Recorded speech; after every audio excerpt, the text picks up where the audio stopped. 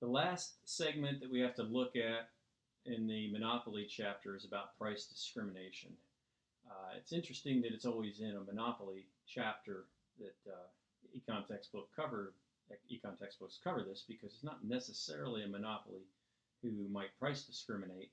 It's any firm that faces a downward sloping demand curve would be tempted to price discriminate or would price discriminate if they could.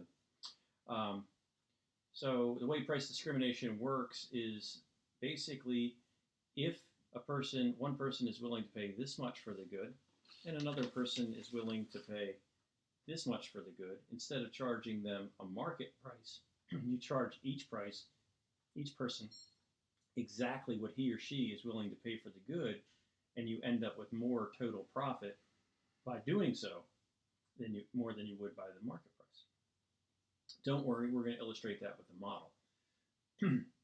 Some examples of price discrimination, they're not from monopolies. Movie tickets, because they charge a different rate for children or seniors than adults to go to the movies. But is the marginal cost of providing that seat different for a senior or a child? If anything, it's probably higher for a child because they spill more popcorn and result in more cleanup costs. So, no. But by charging different rates for different people, they're able to get the whole family to go to the movies to raise total revenue like that, right? Or charging the senior who maybe wouldn't go to the movies at the market price or at the adult price would go at the senior price. Airline prices, they charge a different price for business travelers than vacationers. And the way that they make that distinction is by giving a discount if you stay over a Saturday night. Well, business travelers are not likely to stay over Saturday nights. So they call it a discount if you do, but what they're doing by doing so is charging each group's willingness to pay by which group they're in. Business travelers are willing to pay more, so they don't get the quote-unquote discount, so they get charged the price they're willing to pay.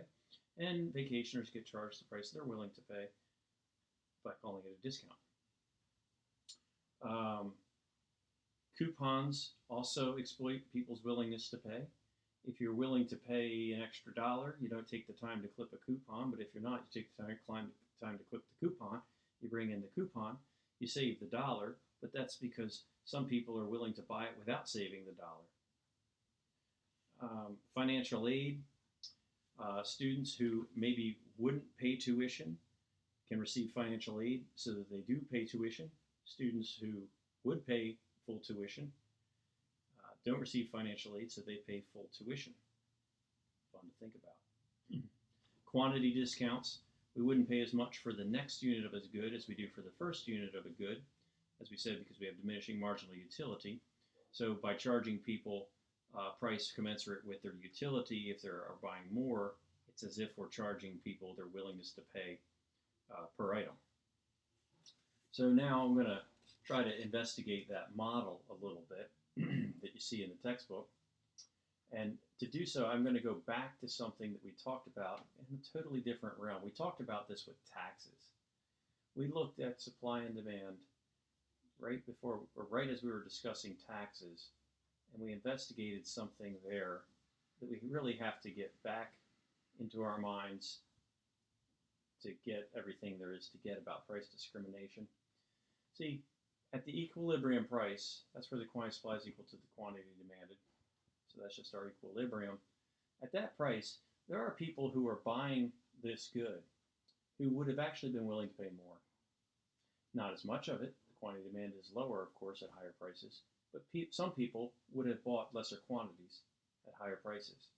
And so, if you remember, this whole triangle is people who are enjoying some, I like to call it cha-ching, but that's not quite good enough for textbooks, so it's called consumer surplus. This whole area of this triangle was consumer surplus. This triangle down here was seller surplus because there are actually sellers who were willing to sell the good for a lower price than the equilibrium price, but they don't have to. They get the equilibrium price. So it adds to the total quantity, but these folks down here are getting seller surplus. Well, for price discrimination, we're not too concerned with the market supply curve. So let me just get that off there. We're not actually concerned with the price right now either. Let me just get all this off here except for the demand curve. I'm going to leave the demand curve on there because with a monopolist, it doesn't necessarily have to be a monopolist who might price discriminate. It is the market demand curve. So I'll just keep that on there.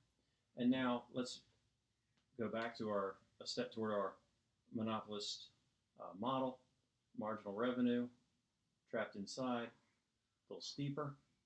And our marginal cost curve, it doesn't make a whole lot of difference how we do it, but in this model, it's typically drawn across like this.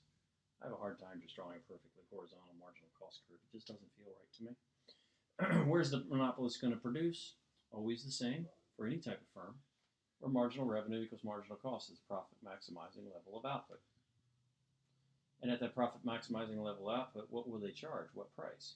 Well, they'll charge what price they can get. What will they get? What people are willing to pay. What are people willing to pay? Well, that's right there. That's what the demand curve tells us. People are willing to pay that price for that quantity. But suppose, now, before I suppose anything, where's the consumer surplus that still exists under that demand curve? It was there. I kept the same demand curve. Where is it now? The cha-ching of consumers. It's greatly reduced, isn't it? It's this triangle up here. You still have this person who was willing to pay this price, but people who used to be enjoying it before I changed this model, they're out of that market altogether. They're not enjoying the consumer surplus.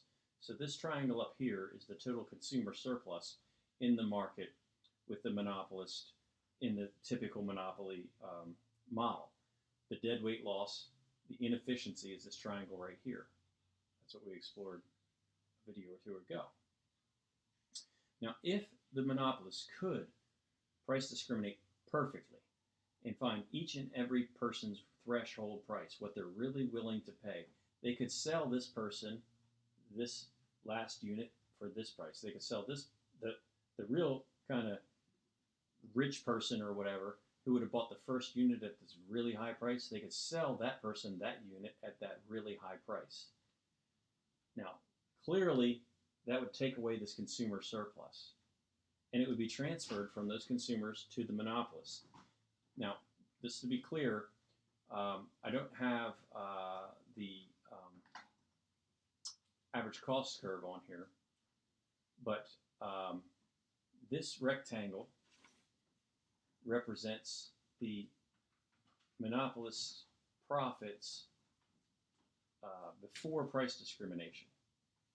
If they could find each person's threshold price and charge them their threshold price, they could increase their production out to here, do away with the deadweight loss. That would be the societal upside to perfect price discrimination by a monopolist. It would do away with the deadweight loss, but now this entire triangle up here could become the monopolist's profit. Because now what they could do is say, oh, you're willing to pay that, I'll produce your unit for the price that you're willing to pay, rather than accepting a market price here for this many units. The total revenue before was here, and now they can charge this, producing this quantity, they can get this much revenue for it. The quantity right left of it, they can get that much revenue for it. The quantity left of it, they can get that much revenue for it. The quantity left of it, they can get that much revenue for it. Right on down the line, such that this becomes their complete and total profit. So that's why the monopolist, if they could, would perfectly price discriminate. And those are some examples of what that would look like. And hopefully that helps you understand that model in the textbook.